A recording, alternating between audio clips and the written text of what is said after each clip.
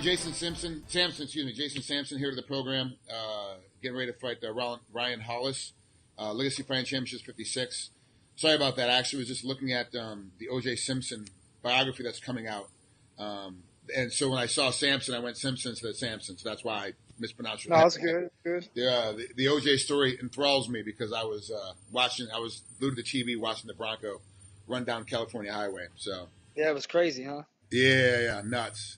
So, sorry. So I digress. Let's talk about here. We're talking about before we started recording. You haven't lost since 2011, and you lost a controversial split decision.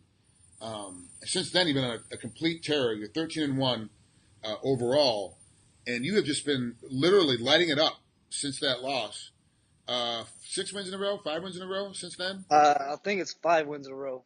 Okay. So 5 wins in a row. I think 4 or 5 finishes. I think Mm-hmm. Yeah. So it's been a long road, but since I lost, I think it was an 8-0 when I was 8-0 at the time, and then I lost my 9th professional fight. Which really isn't that bad. I mean, you look at 13-1 now. It actually is a good record. You spent some time in Bellator before, previous to getting over to Legacy Fighting Championships. But you go back and you look. You fought once in 2012, once in 2013, once in 2014, and twice in 2015. Most guys try to get 4 or 5 fights in when they're down in the minor leagues. How come you're only fighting once or twice back during 12, 13, and 14? I had shoulder surgery. I dislocated my shoulder in Bellator. I was out in 2012. I dislocated it. I still choked out the guy in Bellator, 3rd round with one shoulder with one arm. Jeremy Myers, right? That was Jeremy Myers? Jeremy Myers, yeah. And he was a big 35er, but he also came in overweight.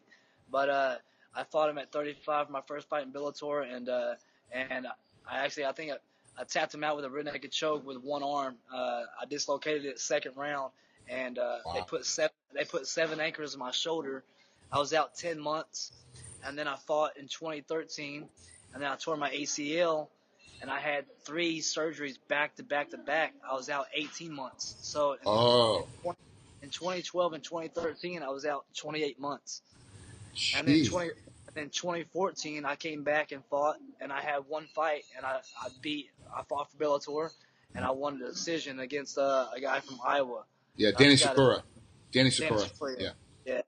Yeah. So I won the decision, but I won every round, but that was my first fight back in 2014. And last year, I dropped down to 125, and I knocked out Cannavale in February of last year, and then I beat up Archie Lowe, and they both those guys missed weight. I made weight for both times at 125. How was the jump? I know most people at home that haven't cut weight before, they're talking 10 pounds. Like, it's not that big of a deal. 10 pounds is a lot of weight when you're that small. It's a huge percentage of your overall body weight. Did you actually have to cut some muscle off, some fat off? Like, how did you get the weight where you were comfortable competing? Oh man, my wife hates me getting down to 125. My whole family, just my mentors, in my corner, they hated it, but I thought I could do it, and I'm never gonna fight 125 again. I'm not making any. I don't fight for the money. I fight for the respect and because I'm really good at it, and you have a short time in this sport, and it goes like this, when you blink your eyes, you're gonna be done with this me fighting at this level, and I know that, I wanted to test the water. Sean Shelby, he said, man, you drop down to 125. He goes, you win one more fight. And that was all BS, you know what I mean? Sean Shelby, he says, win one more fight. You drop down to 125 because there's not a bunch of 125ers yet. And I'm a black belt in jiu-jitsu, all-American wrestler. So I was like, okay, let's do it, and I thought it was the right decision at the time. And here we are today, and I'm still not in the UFC, So just one of those deals. I tried it, I did it, but I won't do it again. Well, what happens if the UFC calls you and goes, hey, look, we want you to come over, but it's got to be at 125? Do you go back down to 125 the UFC calls? If the money's right, yeah. Fighting from 2000, fighting for what we fight for now. I'm not dropping for the UFC or for anybody at the Yeah. getting paid thing. You know what I'm saying? So I'm I'm 34 years old, and and I'm just blessed to fight for Mick for legacy, and I know I'm going to be 14-1. Ryan Hollis has never been finished. I know in my heart I'm going to break his will, and I'm going to finish him round 1 or round 2. This will not go to decision. I'm going to knock his ass out. I'm going to put him out, and I know in my heart that he's not training like I am, and I want this so bad because I opened up my gym June 1st. Oh, okay.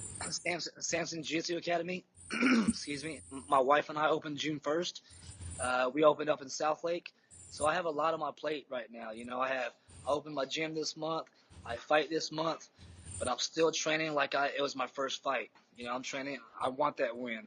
So And is the gym your full time job essentially? Because we all know the money that's down the minor leagues. You're not making enough to survive. So the right, gym now that you opened up, that's your income. That's your full time job. And then fighting, like you say, you don't fight for the money. At least at this point, like, you could be fighting for the money very soon, but right for now sure. at this point, you're fighting because you're good at it and you enjoy it. So Right, right. what is the how hard is it? Because you really did open up. You opened up June 1st. It's only been like 10 days. Like, that's not a lot of time. That all of a Right. sudden you have to worry about still trying to get ready for the 24th. Why try and make sure the class loads are full, that you're coaching at the right time, you're coaching, you have to be fully aware and fully present when you're coaching. Like, that's tough in the middle of a training camp. Plus cutting weight, yeah, trying to get your mind right, and I have everything. I have all the people in my corner that's loyal to me. My wife in my circle, and I'm looking straight forward. Ryan Hollis. That's all I'm thinking about. I have great coaches under me.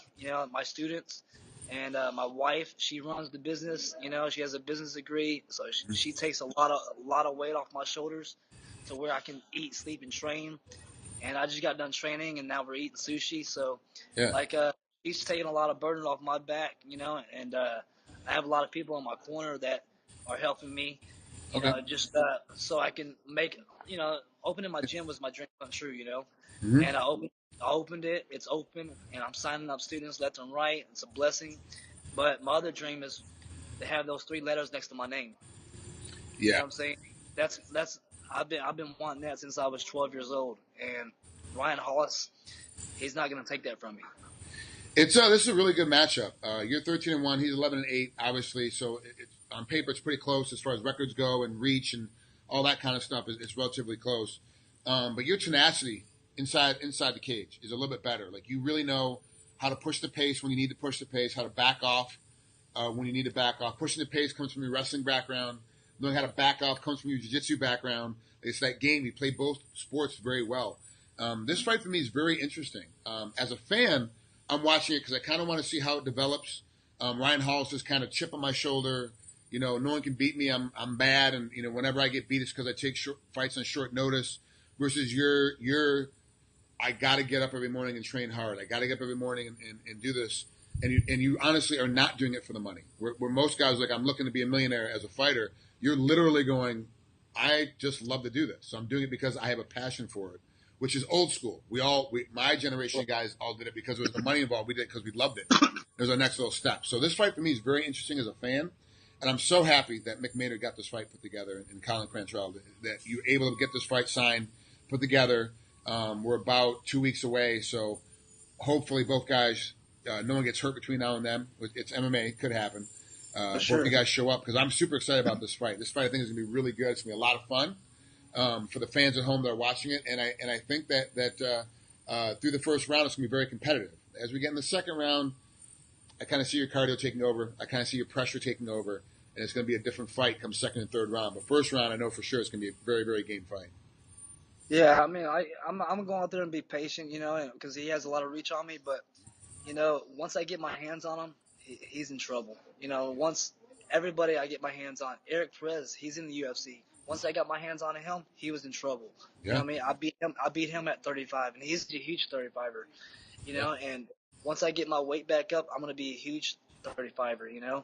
And Ryan Hollis, he fights 125, 135, and he makes 125 pretty easy. He's tall and skinny, yeah. but the bad thing he has no power. You know what I mean? I have power. When I hit you, you're gonna feel it, and when I put my hands on him, he's gonna be hurting, you know. And whether if I knock him out, his wrestling is horrible. I'm not worried about his wrestling, and if he takes me down, which is not gonna happen, but he's not gonna want to take me down. If he's smart, he's gonna try to keep the fight at a length, and try to. He pulls a lot like Nate Diaz, you know. He's kind of reminds me of Nate Diaz at his reach and his cockiness in the cage.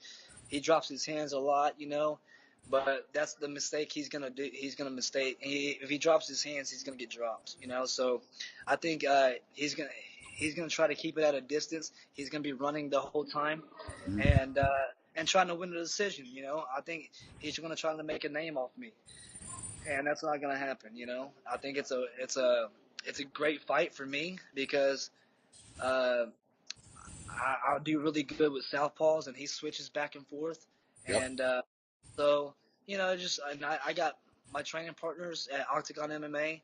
I have one of the best coaches, Coach Safe. You know, he has a good mentor to me. You know, so we have a good game plan, but you know, once you're in there, game plans go to crap. You know, you can't be playing for anything. So it goes south quick. You know, stuff happens fast in there. So I'm just gonna be ready. I'm gonna be ready everywhere it goes. Standing up, wrestling, jiu-jitsu, and I know I'm gonna get my hand raised at the end of the night. I want to switch gears on you real quick and talk to you about Eric Perez. You beat him by split decision back in 2010.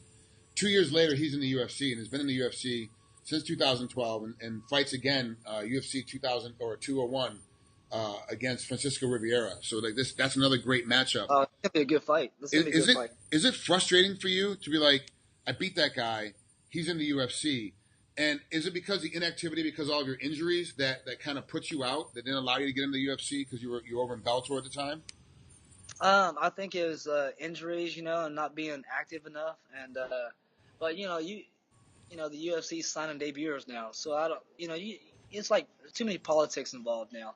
You know, like me, I just gotta stay hungry, and you know, not feeding all the BS, you know, and who's in the UFC and who's not, and who's getting called.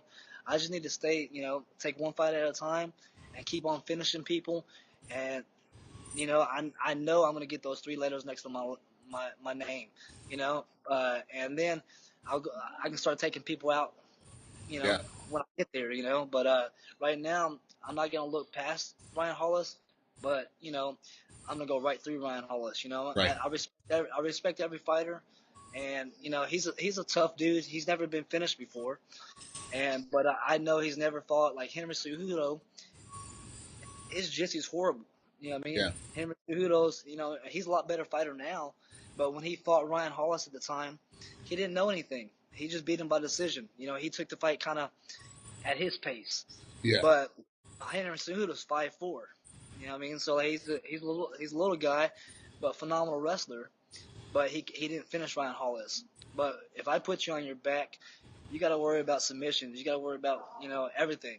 You know, and that's what when I bring it to the table. You know, I know I'm gonna, in my head, in my heart, I know I'm gonna finish Ryan Hollis. It's not gonna go to decision. It won't make it to round three. And I'm not just happy with the win. I want to finish. prove a point. Yep, I like it. I You like know, it. Legacy Fighting Championships 56, June 24th. That's Jason Sampson. Get ready for Ryan Hollis.